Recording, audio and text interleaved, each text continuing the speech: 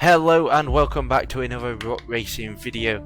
Today we are going to be doing another My Team Career Mode video, and the Grand Prix we're going to be racing at is going to be the Monaco Grand Prix. But before we do that, we're going to be going through doing some more admin stuff to keep the great Formula 1 team that is Rocc Racing up and running, and making lots of progress that we have been doing in the first couple races of this season. We're just flicking through some of the facilities, just looking to see if we got enough for any more fabrication upgrades. As you can see, we've already got level 1 fabrication done on the chassis, but we only have 1.5 million and it's about 2 million for a fabrication, so we can't do that for the aero. But talking about aero, we do have a rear downforce done as well, sorry, not done, that's going to be coming in, as well as some gearbox, ERS and weight redistribution that will be coming in the next coming weeks. Unfortunately, none of them are going to be coming in before Monaco. But well, it's great to be back at your Buxton. headquarters, and I've got to say, an awful lot's changed since we were last here. Let's dive in with some questions. Upgrades to your facilities seem to have stalled. Is there no more room for improvement, or are you prioritising other areas? Well, we do invest heavily in our staff here, as they are our greatest asset. Well, thank you for coming down, by the way. It's great to see you here. Your second driver seems to be getting much more comfortable with their car. Have you been focusing on their development? Well, they are making lots of progress, which is fantastic, but we definitely can push them harder so they can be closer to our pace and convert the Grand Prix. Well, thanks a lot for inviting us here. It's been fantastic. It's alright, cut me short, Will, that's always nice. But there we go. Interview done. Now it is time to fast forward through time onto the Monaco Grand Prix. In a rivalry. Sooner or later, as Ben is telling us that we don't have a rivalry. Unfortunately, we don't have any footage of me selecting a rivalry, but I can tell you that we have picked Kimi Raikkonen, and there's many reasons for that. One of the reasons is, of course, we are in close battle with Alfa Romeo in the championship currently, and also Kimi is their best performing driver in that team. He's a little bit faster than Antonio Giovinazzi, and I am, it's not really a hidden fact that I am the faster driver in our team currently, as Giotto is still learning the ropes of Formula 1. So that is going to be our rival for the next couple of races. If we win that, then we get 1500 team driver acclaim, which will add to our team acclaim. However, if we do lose that rivalry, then we lose a bit of driver acclaim as well. But practice 1 is raining. Normally in practice 1 I do my race strategy run, but I decided it's Monaco, so I'm not going to try drive in the rain. So we just skip all the way to the end of practice 2. As you can see, qualifying pace, we've done all 5 of those objectives, and we've done one of the tyre management objectives as well, which is great. And we finished that tyre management off in practice 2. Moving on to practice 3, I actually managed to get out and do my race strategy, which puts me, well, it gives the team all the data that they need to create a race strategy, as they now know what tyre wear and stuff like that is. To a close, so let's review our However, top 3. practice 3, normally everyone else does practice qualifying practice runs. Practice is officially so over. We are right at the bottom, but that's okay. We're only 2 tenths off of Luca, our teammate, to say he's done a qualifying run, and we did a race run, even though it's on the same tyre. I think that's pretty good for us, and it's going to set us well up into the Grand Prix. Well, you see, collecting resource points. Luca's not really getting many on the practice sessions, which isn't great, but we're bringing in all of the resources that the team needs, so it's not too bad. As we progress through the My Team, I think we might replace Luca with another driver on the grid rather than going for an F2 driver. That way we can get a bit more experience, a bit more team acclaim in for the team, and help us progress and become a little bit of a faster team and start fighting for the best of the rest positions and things like that. And hopefully we can get to that point by the end of the season. But that done, that's practice. Into qualifying now, as we go straight out onto our quali run, just taking control from the AI as we did a flying outlap in terms of the game. As you can see, we have got the Ferrari just ahead of us. Normally in a quali you do want a car kind of in front of you within reason to try and give you that slipstream on the straight, but there isn't really any straights at Monaco. It is all about downforce.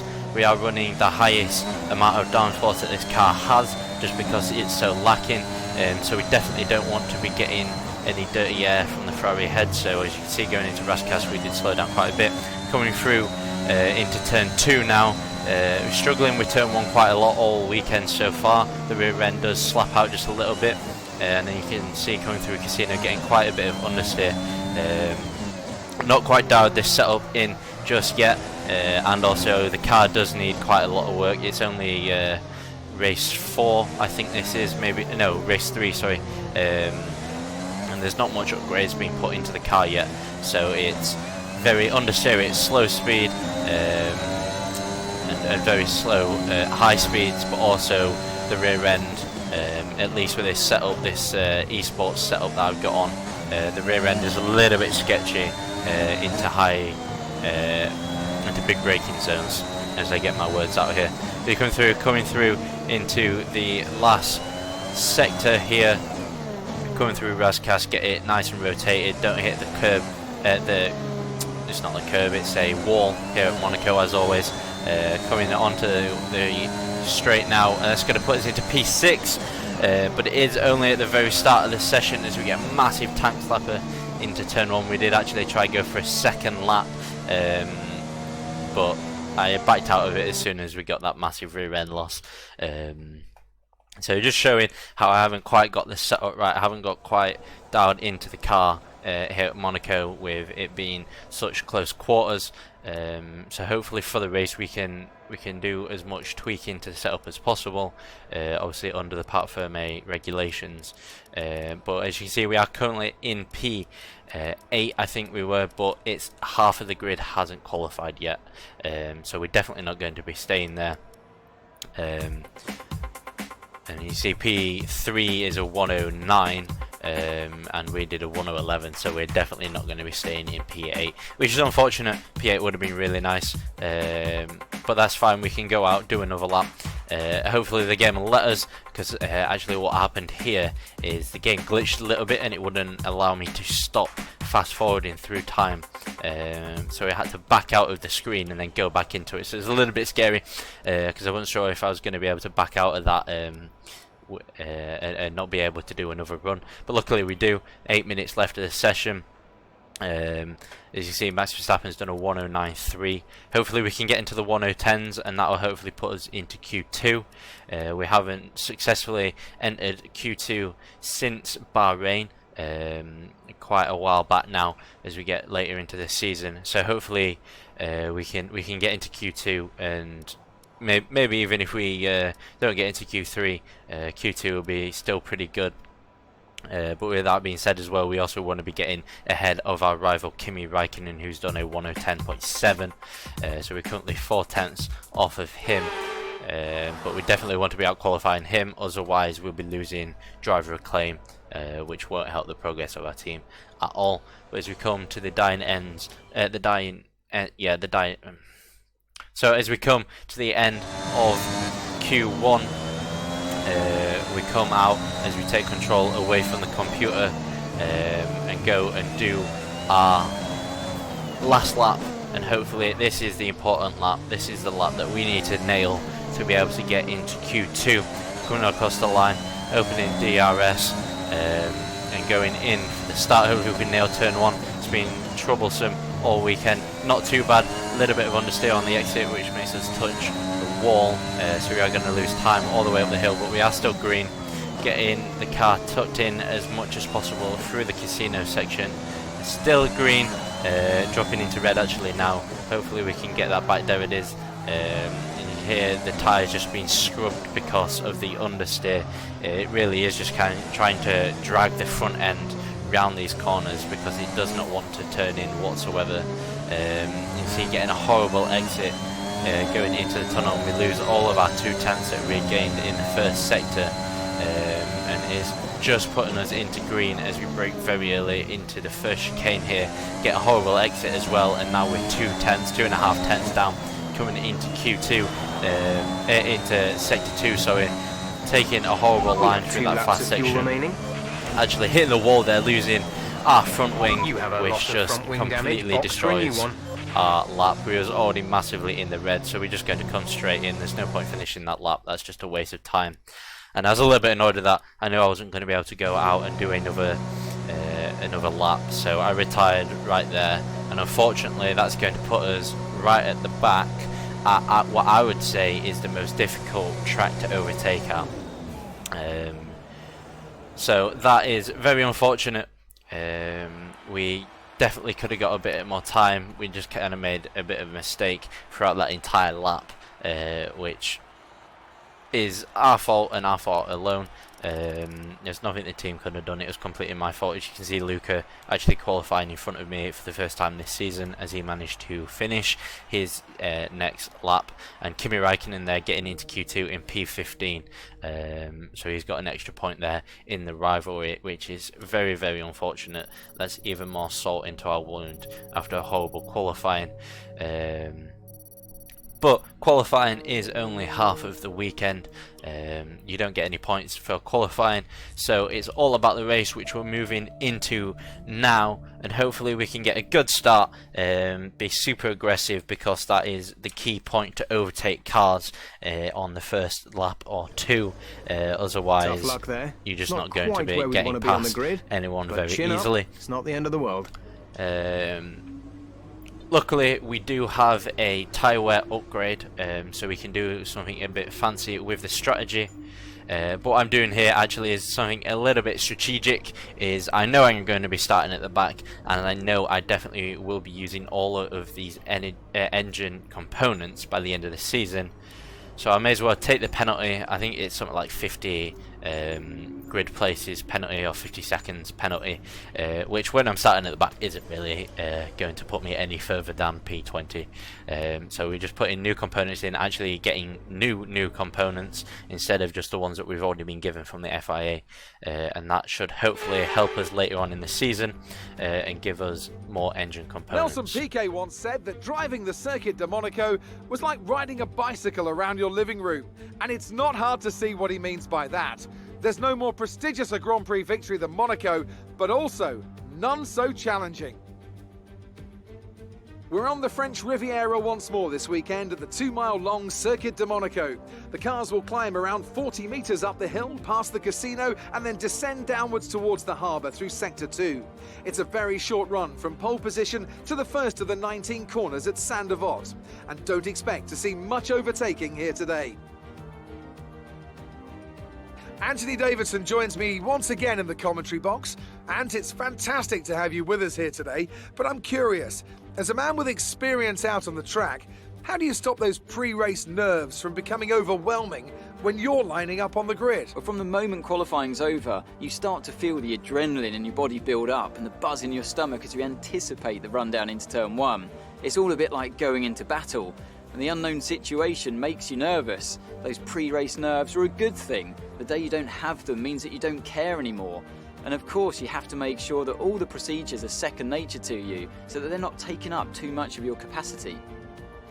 Before we begin, let's take a quick look at the grid lineup for today's race. An immense lap from Lewis Hamilton yesterday puts him on pole position, and Valtteri Bottas will line up alongside. Looking down the rest of the grid, we have Verstappen, Perez, Daniel Ricciardo and Leclerc, Norris, Sainz, Vettel and Lance Stroll, Gasly, Tsunoda, Fernando Alonso and Ocon, Raikkonen, Mick Schumacher, Antonio Giovinazzi and George Russell, Giotto, Maverick, Mazepin and Nicholas Latifi. It's almost time for the lights to go out, so let's head down to the track and get this Grand Prix underway. So here we are as we're onto the grid now, and actually going straight into the lights. There's 4 or 5 lights are out now. That is a very long time in the lights, but we get lots of wheel spin, but it's still a decent start as we send it straight up the inside of the Haas and the Williams. Lots of heroics into Sandoval on this Sunday here, as we're running side by side with Nicholas Latifi, touching a lot of our barge board there, which isn't ideal. Luckily no damage done, I don't think. So as we come through now, got both of the Haas and the Williams off the start, and we send it up the inside, going towards the hairpin now, running alongside with Antonio Giovinazzi, and down the outside into the hairpin of Schumacher, as we just push him round and we manage to bully our way past into right behind Kimi Räikkönen here as we go into the tunnel. That is a very, very exciting and very bold first couple corners of this Grand Prix by myself, as we're right behind Kimi Räikkönen, our rival now, and getting a lot of understeer there. The car not turning in quite as nicely as I wanted it to, maybe a little bit of dirty air from the Alpha in front as we come through Raskas, just finishing this amazing lap that we have done, overtaking what's that, nearly 8 cars I think, because we was right at the back, so that is fantastic. But now eyes forward, focusing on Kimi Räikkönen, and there's a lot of stakes riding on this overtake that we need to do on Kimi Räikkönen. Not only is he on a harder compound of tyres, which means he's going to slow us up. As we have a look into the casino section, he gives us no room, which means we have to back out of it, nearly getting damage to our front ring, but the MFD there showing that there is no damage, or no sizable damage at least. But as I was saying, we definitely have to get past Kimi Räikkönen here, because he's going to be quite slow on those hards, which is going to ruin our strategy. But not just that, also if we get past him, then that'll be a advantage to us into our rivalry, as we open DRS, lose the rear end, and we go straight into the inside for the chicane. Kimi Räikkönen gives us plenty of space, showing his experience there. Nice move. And that is another brilliant move on lap 2 of this Monaco Grand Prix, as we get a replay here, sending straight down the inside, using all of the room of this tight Monaco track. And Kimi Räikkönen there, as you can see, giving us lots of space, which is very nice of him. He knows that it's the start of the Grand Prix, and there's no point costing his front wing. Talking about front wings, we have just hit the wall there, but again the MFD showing no sizable damage. But now we have the Alpines ahead, and they are actually now ahead of us on the R&D chart. So that means hopefully we could be able to get onto the back of these Alpines, get into the RDRS, and use their slight advantage in pace to carry us along on these mediums before we stop later on in the race. Onto softs, I think, is the strategy. So just coming through casino section now, as you see, 1.9 seconds to Esteban Ocon ahead, who has just won the Hungaro Ring Grand Prix in real life, so congrats to him. Hopefully we won't have as much pace today at this Monaco Grand Prix, because we would like to catch up to him and get in within that 1 second for the pace advantage. And moving into the hard braking at the exit of the tunnel now, as you see, 1.2 seconds, 1.1 seconds, so we are getting very close. We do have a bit of advantage now that we're pushing. It did drop to 1 second there, but it's just dropped back again as we hit the wall again at the same place as last lap. That is not very good, but luckily still no damage. We're getting very, very lucky with touching these walls. As you see, breaking that 1 second, but we don't get DRS because it doesn't get activated until we cross the line for lap 3. It's now 1.1 seconds, so we have lost a little bit of time to Esteban on that straight, because the car doesn't have much. Oh, actually, hold up. As we move to lap number 6, here's Hamilton, and oh, okay, he's got engine problems. That's very interesting. For some reason, he doesn't pull off to the left there. He decides to go all the way up the hill. As we look in the mirrors, we've got the Honda and the other Red Bull coming through. So I don't know why he didn't stop to the left there, but he clearly has some sort of engine issue, because he's going very slow, and he does decide to pull up to the left here just after the casino section, as we run on board up the hill on lap number 7, so we are going to drive past him. But yeah, as I was saying, this car does not have much downforce, because it is obviously we're at the start of our career mode as we drive past Hamilton there. which gives us a place into P14, still behind the Alpine zone. So we have got a lot of downforce. I think we're running 11-11 on this setup that we've got, just to get us around the track, especially into the end of Sector 2 and Sector 3. But what that does mean is the 2 semi-straights going through the tunnel and the start-finish straight, as I think it's Charles Leclerc now coming in for his first pit stop on lap number 10. But it does mean we are very slow in a straight line, which is a little bit disappointing, because we can't quite get onto the back of those Alpines. But there we go, there's an AlphaTauri and the 2 Alpines, and then here is us, quite a far behind actually. We've lost a little bit of pace as we skip through the laps here, but we do manage to get ahead of Charles Leclerc, who's on the hard tyres. I don't know what hard mediums are. On the hard tyres, 3 seconds behind us, but he is in a much faster car than us. As we touch the wall again there, we got to be careful of that. But he is in a much faster car than us, and now on probably quicker tyres, because our mediums are getting fairly old. So he's probably not going to take long to get onto the back of our gearbox. As you see, already 2 seconds as we come to the exit of Sector 1, coming through the tunnel, 1.6 seconds now. So it's more of a case, unfortunately, of looking behind us rather than pushing ahead. It's now 3 seconds to Alpine ahead, and then 3.9 to Alonso after that. So we're definitely not going to be getting any pace advantage off of those cars ahead, but hopefully if we can keep Leclerc behind, and anybody else that pits in the later laps, hopefully when that will give us an advantage for when we do our pit stop, because it'll hold them up. There's quite a lot of people that pit as we get ahead of Daniel Ricciardo, who I think was in P4, maybe P5 off the grid. So effectively we are now in P4, but of course we have still got our pit stop to do, as we're going to look very defensive actually against Daniel Ricciardo, which actually lets Leclerc on the hards by, but we don't let him go without fighting. But unfortunately, just the way we were on the track, it does mean that the faster Ferrari does get past our slower Rocc Racing car. But that's okay, because we can still keep Daniel Ricciardo behind. On track, resulting in loose debris. Fortunately, the marshals have managed to clear it up in time, and there are no plans for a safety car right now.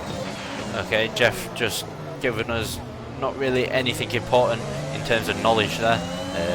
Just a bit of a distraction here at the tight corners of Monaco. But I appreciate it, Jeff. Thank you very much. As we come through, losing the rear end quite a lot. Daniel not really being able to make much advantage out of that due to the tight nature of the circuit. I feel like I keep saying that. As Vettel and Norris have now pit, are we going to get ahead of both of those two? Okay, yes, we are. In the top 10. Which, as Jeff very, very sideways through turn 1, but again Daniel Ricciardo not being able to jump onto us as well as he probably wants, which is good news for us. But these mediums are definitely starting to go off now. We're still not being able to sync up with the setup on the car as much as we would have liked, which does mean that we are using the tyres a little bit more than the cars around us, as we get quite a lot of understeer as we go into the tunnel. Daniel Ricciardo weaving, ducking and diving. Is he going to try have a go into the chicane? No, he isn't. We defend it off quite nicely there. And as you see, there's a train of about 4 cars now behind us as we move on to lap 15, the end of lap 15. Leclerc is still ahead. He's now 5.1 seconds, which shows you the pace advantage that he has in that Ferrari compared to us. And as Daniel Ricciardo goes around the outside of turn 1, we luckily don't lose the rear end, but we do squeeze him into the wall. That was very aggressive. FIA might have something to say about that after the race, but nothing as of yet. As we now move to lap number 20, that's quite a big jump.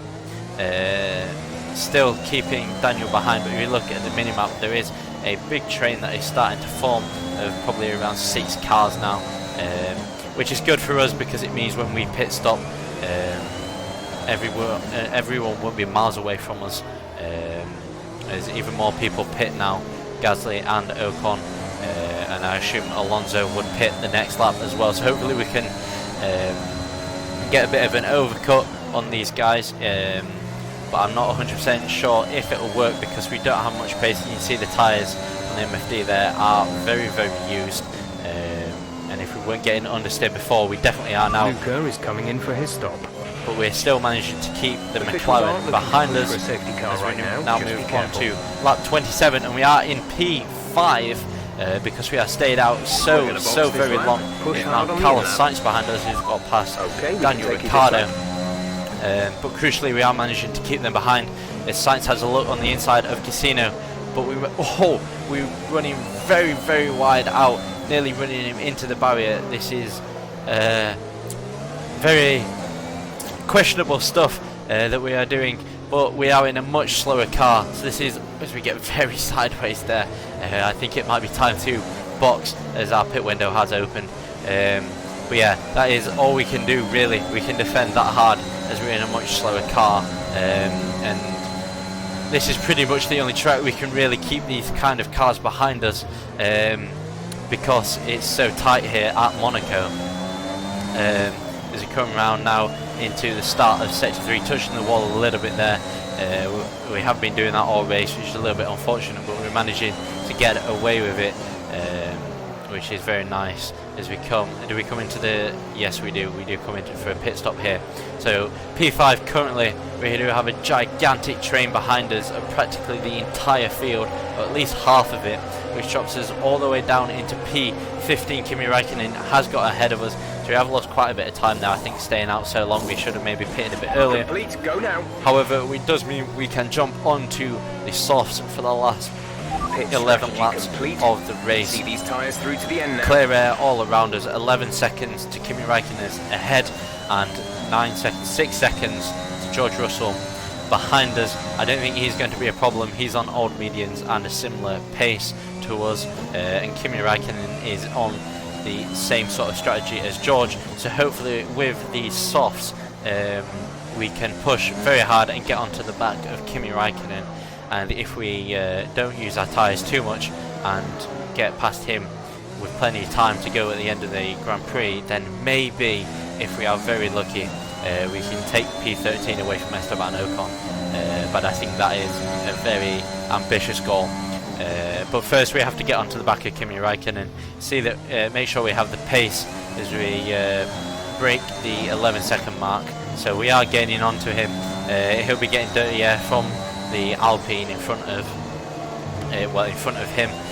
So hopefully that will allow us to have even more of a pace advantage as our first outlap after our pit stop. As we try to speak to Jeff to try work out where Kimi Räikkönen is, but he doesn't want to listen to us. As we move in, as you can see, 6.3 seconds, and moving on to the next lap. It's now 5 seconds on lap 31. Only 7 laps of the Grand Prix left. As you can see now, the first time we see the back of that Alfa Romeo at 1.4 seconds on lap 34. So it's taken us quite a few laps to get onto the back of this train, but we have managed it. You can see the advantage we have through that chicane, being on the softer tyres, but the longer we stay behind Räikkönen, the more he has an advantage, because the more our tyres will go off. So we have to overtake him as quickly as possible, especially if we want to overtake the Alpine ahead as well. As we move on to lap 35 now, only 4 laps left. It's half a second to Räikkönen. We've got to get these next couple of laps absolutely perfect and time our overtake to Kimi Räikkönen perfectly, and hopefully he won't defend too hard, or at least he won't be able to defend too hard because of the tyres that he is on. He's done quite a few laps on those mediums now, so hopefully we still have a bit of a pace advantage as we come through the hairpin now. As we lose the rear end once again, that seems to be a reoccurring thing that happens at the exit of that chicane as these tyres slowly give up. ERS is now open, no DRS through this tunnel because of that giant curve. As we come down into the chicane where we made the move on Kimi Räikkönen on the second lap of this Grand Prix, and hopefully we can do a similar sort of move on him again as we come to the end of this Grand Prix, to try and take P14 And even though we're not going to be fighting for points, it's still crucial that we get this overtake as we have a look into Rocc, make a bit of contact. Luckily, no damage once again. But yeah, it is very crucial that we get this overtake done, because it means it will give us more points in our rivalry, which inevitably give us more points in our driver acclaim, allowing us to make progress in the team. So coming on to lap 36 now, we don't have much ERS to play with. Correction, lap 35 as we move into sector 3, trying to line up a move on Kimi Räikkönen, taking as much curb as possible. Look at that, and try looking the inside over Rocc. He gives us no room, but we squeeze on through, a bit like Charles Leclerc in 2019 as you come through the last corner, still side by side, and we manage to get the move done and take DRS. Nice work. We weave the wheel there out of excitement, and that on lap 37 has given us P14 in the Grand Prix. Unfortunately no points, but it does mean we are ahead in our rivalry against Kimi Räikkönen, and also ahead in the constructors against Alfa Romeo. So that is a very crucial overtake. Unfortunately we didn't have the pace to overtake the Alpine. I didn't think we would, because it took us quite a while to get onto the back of Kimi Räikkönen as we do a little bit of a drift coming through the last couple of corners there on lap 39. Valtteri Bottas has won the Grand Prix. That's great for Mercedes and him as we come across the line in P14 and bring it home.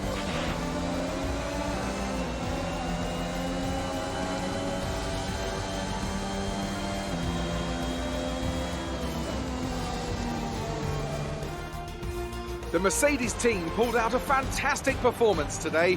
They should be proud. What do you think it was, Ant, that gave them the edge over the competition today? Well, this was a real team victory. They put together a solid strategy today that appeared well suited to the conditions out on track. The driver did everything that was expected of them in the moment to really execute the team's plan to perfection. A shining example of how F1 really is a team sport. So after a magnificent race, we can now see the drivers making their way to the podium. Once again, it's the Silver Arrows who take top spot. A well-earned victory for Mercedes.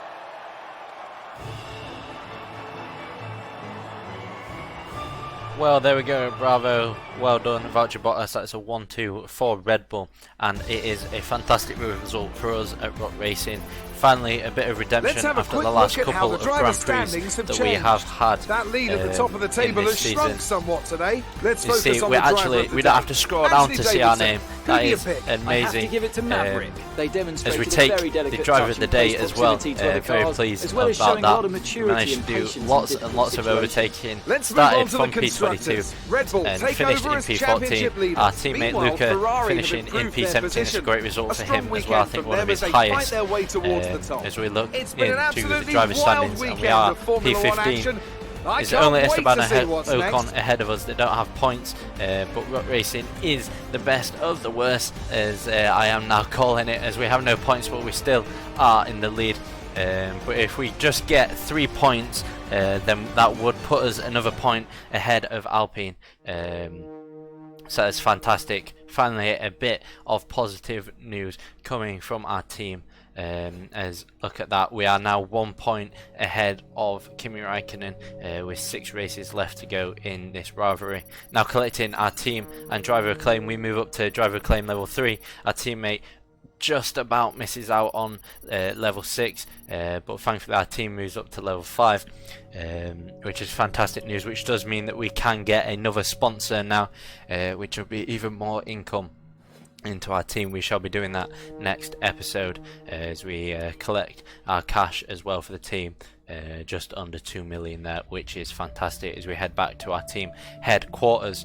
But that is a fantastic race. I have enjoyed that thoroughly, as we see our beautiful car that has got our best finish, I think that is this season. I can't quite remember what we got in Bahrain, but that's the best result that both me and Luca have got in a in the last couple of races. So that's fantastic.